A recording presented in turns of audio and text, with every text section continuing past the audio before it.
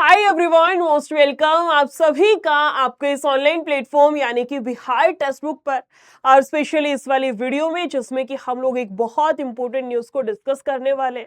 News तो खैर आप सभी ने सुन ली होगी, बहुत सारी वीडियोस देखी होंगी, है ना, कि मैडम जी हम लेकिन ना एग्जैक्ट मेरे ख्याल से अभी भी बहुत सारे स्टूडेंट्स को नहीं पता, बहुत सारे स्टूडेंट्स कंफ्यूज है क्या किस तरीके से कैसे रहेगा कि बीएसएससी एग्जाम्स 2026 नया नोटिस जारी। एग्जाम स्कैम को लेकर के हुई गठित टीम 10+2 CGL4 और परिचारी इन सबके एग्जाम कब होंगे, है ना।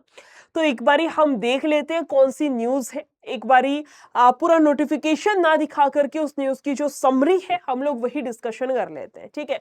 ये आपका ऑफिशियल नोटिफिकेशन, इसके कुछ मैंने इमेजेस लगा रखे हैं, मे भी आपको विजिबल ना हो। हम इसके जो मेन मेन पॉइंट्स है उसको देखेंगे ताकि वीडियो बहुत लंबी ना हो और हमें नॉर्मली जो है सारी चीजें समझ में भी आ जाए। बोला गया बिहार सरकार ने राज्य में होने वाली परीक्षाओं में धांधली और पेपर लीक को पूरी तरह से रोकने के लिए एक महत्वपूर्ण कदम उठाया है, जो कि बिहार में मोस्ट इंपोर्टेंट था। क्योंकि आप पुलिस आयोग को छोड़ करके 3-4 लास्ट जो भी एग्जाम्स हुए, किसी भी एग्जाम को उठा लो, एग्जाम हो रहे, स्टूडेंट देकर एग्जाम देकर के अपने घर लौट रहे, अपने होम टाउन अपने घर वापस लौट रहे, उसके 2 दिन बाद 3 दिन बाद पता चलता है आपका एग्जाम जो है कैंसिल हो गया। चाहे आप बीपीएससी एडीओ का पेपर उठा लो, चाहे आप सिविल कोर्ट पियोन का एग्जाम का जो पेपर था वो उठा लो, मतलब लास्ट आपके या तो पेपर ले ही नहीं रहा था आयोग, आपका बीएसएससी आयोग पेपर ले रहे हैं तो वहां पे फिर कैंसिल हो जा रहे हैं। तो उस केस में मोस्ट इंपोर्टेंट था कि ऐसी कोई कमेटी, ऐसी कोई टीम गठित की जाए जो कि आपका पेपर लीक जैसे मामले पर रोकथाम लगा सके। सरकार के सामान्य प्रशासन विभाग ने अगस्त 2026 में परीक्षा प्रणाली में बड़े सुधार करने के उद्देश्य से एक 5 सदस्यीय विशेष विशेषज्ञ समिति के गठन की आधिकारिक अधिसूचना जारी की है। एक बार थोड़ा और डिटेल में देखते हैं कि ये जो गठित की गई है कमेटी, इसका क्या काम है। क्या सिर्फ पेपर लीक जैसे मामले पर काम करेगी या इसके अलावा भी कुछ रहेगा, ध्यान से सुनना।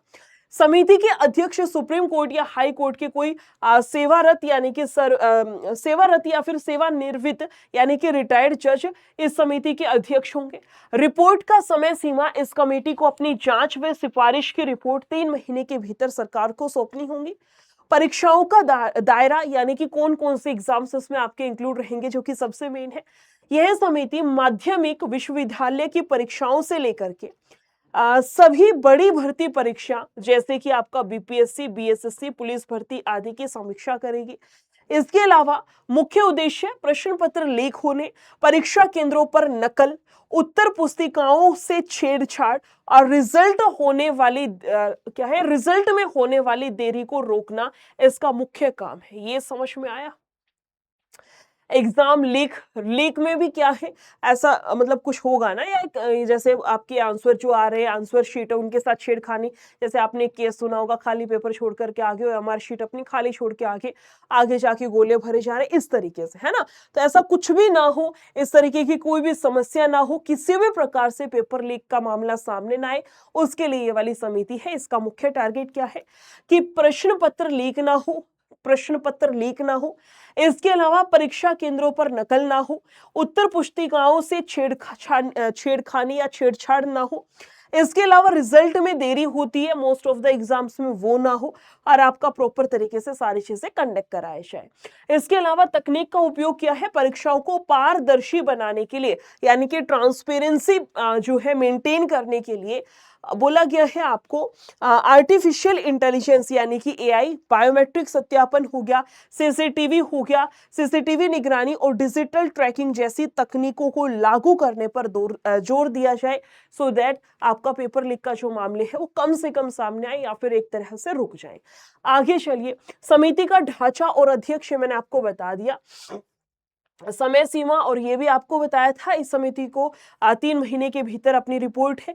अभी बताया था समिति के सभी बैठ के परामर्श और पत्राचार पूरी तरह से गोपनीय रखे जाएंगे। ये ऑब्वियस सी बात है मैडम जी, है ना, चीजें जो है कॉन्फिडेंशियल तो रहेंगी। इसके अलावा कौन कौन से बोर्ड पर लागू होगा ये बताया, बीपीएससी, बीएसएससी, इनके अंदर जो भी पेपर आ रहा है ना, बीएसईबी, इसके अलावा सीबी, एससी, इसके अलावा आपका बीटीएससी, बिहार राज्य विश्वविद्यालय आयोग, यानी कि हमारा सबसे मेन जो फोकस है, हमारे जो भी बीएसएससी पेपर कराएगी या बिहार पुलिस के जो भी एग्जाम्स में आप टारगेट करेंगे, बीएसएससी हो गया, सीजीएल 4 हो गया, परिचारी हो गया, या फिर आपके पुलिस आयोग वाले पेपर हो गए, सब में आपका ट्रांसपेरेंसी मेंटेन रहे, है ना। ये सारी चीजें हैं, ये वही हैं जो मैंने आपको बता दी। अब चाहे एक ही बात को आप इतना घुमा फिरा करके बता दो, चाहे छुटकी सी 2 मिनट की वीडियो में बता दो, इसीलिए मैंने स्टार्टिंग में बोला था पूरा नोटिफिकेशन डिटेल में देखने की बजाय हम सिर्फ समरी देखेंगे, है ना। ये सबको समझ में आई न्यूज क्या है?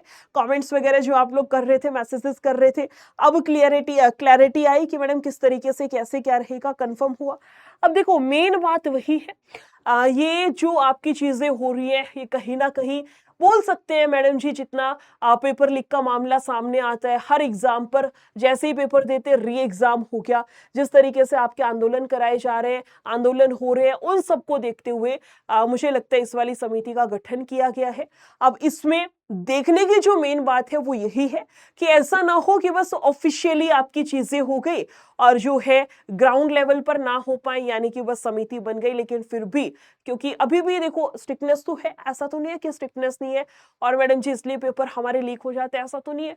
अभी भी गवर्नमेंट ने अपने साइड से तो पूरा दम लगा रखा है, पूरे अपने कह सकते हैं यार हर तरीके से अपना जो भी संभव प्रयास है सब करती है गवर्नमेंट, तो सो दैट आपका एग्जाम लीक ना हो पाए, आपके जो क्वेश्चन पेपर आते हैं वो पूरा सील पैक आए, आंसर जो कॉपी आपके सबमिट होती है ओएमआर शीट वो प्रॉपर सबमिट की जाए, उसके साथ छेड़खानी ना हो, है ना। सीसीटीवी हो गया, बायोमेट्रिक हो गया, अभी भी गवर्नमेंट ने कर रखा है, ऐसा नहीं है। लेकिन उसके बावजूद भी आपके पेपर लीक के मामले सामने आते हैं, तो सेम अभी एक क्वेश्चन उठता है कि मैम समिति तो बनाई गई है, बाकी क्या अब जो पेपर लीक के मामले हैं वो थम जाएंगे, रुक जाएंगे, या सेम चीजें हमारी फिर भी चलती रहेंगी? एक मेन एट प्रेजेंट क्वेश्चन इसको बोला जा सकता है ना। देखो इसका आंसर ये है कि जब तक हम देख नहीं लेते चीजों को कि किस तरीके से काम किया जा रहा है, किस तरीके से आपके एग्जाम्स कराए जा रहे हैं, तब तक तो कुछ नहीं कह सकते। देखते हैं आपके कुछ होने वाले जो एग्जाम्स है, फिर से कोई पेपर लीक का मामला आई विश आई होप कि ना आए सामने। बाकी मेन बात एक ये भी उठती है कि हमारा एग्जाम कब होगा, स्पेशली आपका बीएसएससी का एग्जाम जो कि सदियों से लटका हुआ है। आपने एक चीज नोटिस करी है, स्पेशली आपका जो इंटर लेवल वाला एग्जाम है ना, इंटर लेवल वाले एग्जाम में आपने देखा आंदोलन भी हुआ, इतने टाइम से आपकी वैकेंसी भी पेंडिंग है, और आपने ये चीज नोटिस करी है कि जब जैसे लगता है ना कि हाँ 3 साढ़े 3 महीने का समय हो गया, कुछ ना कुछ आपका कुछ ना कुछ नोटिफिकेशन डाल दिया जाता है। जैसे आपने देखा होगा बीएसएससी में 3 4 महीने में फिर से फॉर्म फिलिंग स्टार्ट, फिर से फॉर्म फिलिंग, फिर से फॉर्म फिलिंग, लास्ट में जाके फॉर्म फिलिंग बंद हुई, बच्चे की थोड़ी सी फिर से उम्मीद जगी कि अब हो सकता है एग्जाम करा दिया जाए, अब हो सकता है आयोग हमारा पेपर ले ले। फिर आपने देखा होगा नोटिफिकेशन आ गया कि हम लोग टेंडर पास कर रहे हैं, है ना। कुछ टाइम बाद फिर से नोटिफिकेशन, हमने इन एजेंसियों को फाइनल करा है, सॉरी ये चीजें इस तरीके से हमारा टेंडर पास हुआ है। कभी आपका टेंडर इसलिए आ रहा है कि कौन सी एजेंसी को फाइनल किया जाए, कभी आपका इसलिए है कि जो भी सामान चाहिए होगा उसके लिए किसको टेंडर दिया जाए। जो आपने देखा होगा एक लिस्ट नहीं आई थी, कभी हम टेंडर देख रहे हैं पेन पेपर वगैरह इन सब के लिए। तो कहने का मतलब ये है कि आयोग बिल्कुल भी ये नहीं है कि आपका पेपर होगा ही नहीं और बिल्कुल ही सुस्त पड़ा है, कोई होश ही नहीं है कि पेपर भी करवाना है बच्चों का। आयोग को पता है कि पेपर तो कराना है ना।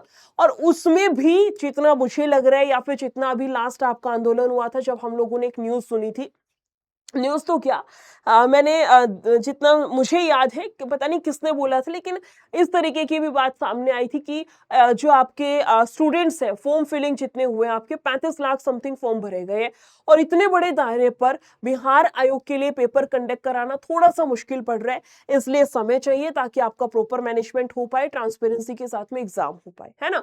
इस तरीके की चीजें आई। उसके बाद जो है टेंडर वाला केस भी हम लोग देख रहे हैं, तो ऐसा नहीं है कि पेपर होगा ही नहीं, आयोग को याद ही नहीं है। अगर आपका फॉर्म फिलिंग करवाया गया है तो पेपर आपका होगा, आयोग को याद भी है, हो सकता है यही वाला रीजन हो कि इतने बड़े पैमाने पर पेपर कराना, क्योंकि आप भी समझो इतने बड़े 35 लाख यार कम नहीं होता है। आपको इस सेंट्रल लेवल का एग्जाम उठा करके देखना, उसके फॉर्म आपकी जो संख्या है बड़ी सारी संख्या में भरे जाते हैं, उसमें फिर ऑल इंडिया में आपका जो सेंटर है वो आता है। अब बिहार का पेपर है तो आपका बिहार में ही सेंटर बनेगा, 35 लाख सेंटर बनाना, तो गवर्नमेंट को भी सारी चीजें देखनी पड़ती है, सो दैट आपका ट्रांसपेरेंसी मेंटेन रहे, फिर से पेपर लीक जैसे मामले सामने ना आए, किसी भी प्रकार की कोई भी छेड़खानी क्वेश्चन पेपर के साथ में ना हो। इसलिए जो है आयोग को थोड़ा सा टाइम लग रहा है। बाकी उम्मीद करती हूँ कि बहुत जल्दी आपकी एग्जाम डेट भी रिलीज कर दी जाएगी। अब तो कर ही दी जाएगी, कुछ दिन पहले पता चला कि ऑनलाइन पेपर कराया जाएगा, इसका मतलब अंदर ही अंदर कहीं ना कहीं प्लानिंग तो देखो चल रही है ना। पेपर कंडक्ट कराने के लिए योजनाएं तो बनाई जा रही है। उम्मीद है पूरी की पूरी अब की बारी आपकी जैसे ही कोई ना कोई बीएसएससी का नोटिफिकेशन आए, आई लिटरली विश कि आपका जो इंटर लेवल है इस एग्जाम की डेट आ जाए। बाकी क्लासेस आपकी चल रही हैं, अपनी शिद्दत से पढ़ते रहिए। एक बात और कहूंगी, जब आपका ये नोटिफिकेशन आएगा ना, उसके बाद ये मत सोचना हमें 4 महीने मिल जाएंगे, 6 महीने मिल जाएंगे। आपकी एग्जाम डेट का जैसे ही नोटिफिकेशन आएगा, हो सकता है आपका 1 महीने के अंदर पेपर करवा दे, 1.5 महीने के बाद पेपर करवा दे, 25 दिन के बाद पेपर करवा दे, फिर आपको समय नहीं मिलेगा, है ना। तो अभी जो समय है इसको बढ़िया से यूटिलाइज करिए। Be positive. अगर आप दिन के 12-12 घंटे नहीं पढ़ सकते हो कोई दिक्कत नहीं है, एट प्रेजेंट आप दिन के 6 घंटे पढ़ लो। सारे सब्जेक्ट की एक एक क्लास ले लिया आपने, आधा पौना घंटा सारे सब्जेक्ट की सेल्फ स्टडी कर ली, ठीक है। जब तक एग्जाम डेट नहीं आ जाती इस तरीके से करिए, समझ रहे हो। मैथ्स की क्लास मैं आप लोगों के लिए यूट्यूब पर डेली लेकर के आ रही हूँ, डेली शाम 6 बजे। बहुत सारे स्टूडेंट्स को तो पता भी होगा, जिसको नहीं पता टाइमिंग नोट कर लेना। मंडे से लेकर के फ्राइडे तक डेली शाम में 6 बजे इसी चैनल पर बिहार टेक्स्ट बुक पर मैं आपकी क्लास लेकर के आती हूँ। समझना बात को, एक बारी बता ही दे रही हूँ, ठीक है। आप ना YouTube पर अपने इसी चैनल को खोलना, बिहार टेक्स्ट बुक। आप इस चैनल को खोलेंगे, बिल्कुल खोलेंगे मैडम जी, काहे नहीं खोलेंगे, है ना। जैसे ही चैनल खुलेगा इस पर आइएगा, बिहार टेक्स्ट बुक पर सेलेक्ट करना है। उसके बाद लाइव पर जाइए, जैसे ही आप लाइव पर जाएंगे मेरी ये वाली क्लास आपको दिख जाएगी। बीएसएससी इंटर लेवल की क्लास है, डेली शाम में 6 बजे ज्वाइन करिएगा बढ़िया तरीके से। वीडियो अच्छी लगी हो शेयर करिएगा। फिर मिलेंगे किसी और इन्फॉर्मेटिव वीडियो के साथ में। Thank you so much, take care, bye bye.